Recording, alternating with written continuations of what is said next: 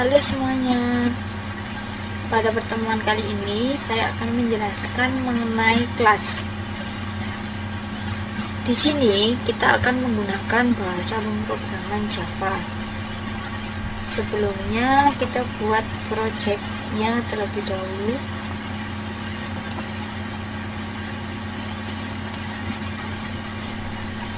Karena kita pakai Java, jadi yang dipilih Java ya.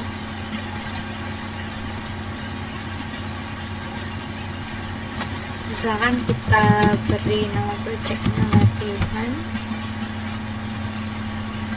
Ini latihan.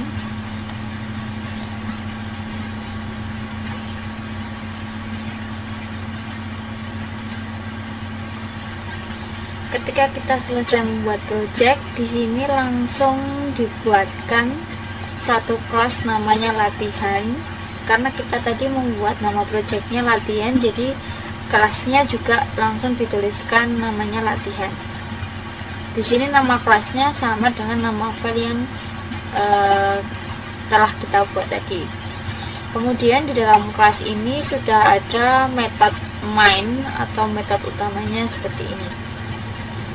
Kemudian dalam satu file ini kita bisa membuat kelas yang lain. Kalau misalkan mau membuat kelas yang lain, kita tinggal menuliskan nama kelasnya di bawah atau setelahnya tanda kurung akhirnya dari kelas latihan. Jadi bisa kita tulis di sini, misalnya kita buat kelas namanya kelas hewan, itu juga bisa. Dalam satu file ini kita bisa membuat kelas yang banyak, jadi tidak ada batasannya.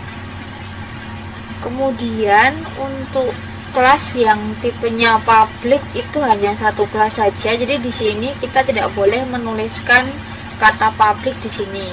Kenapa? Karena kelas yang ada kata publicnya itu hanya kelas yang namanya sama dengan nama filenya.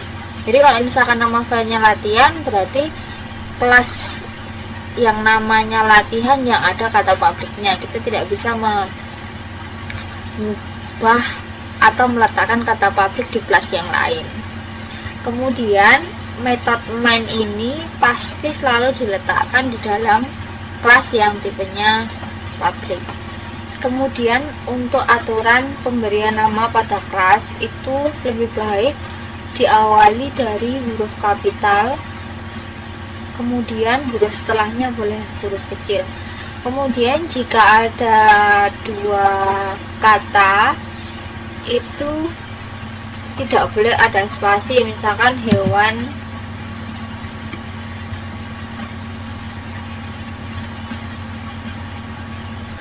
ini misalkan. Nah, ini tidak boleh ada spasi seperti ini. Ini harus dihubungkan tanpa spasi atau mungkin diberi underscore seperti ini juga boleh, tapi tidak boleh ada spasi.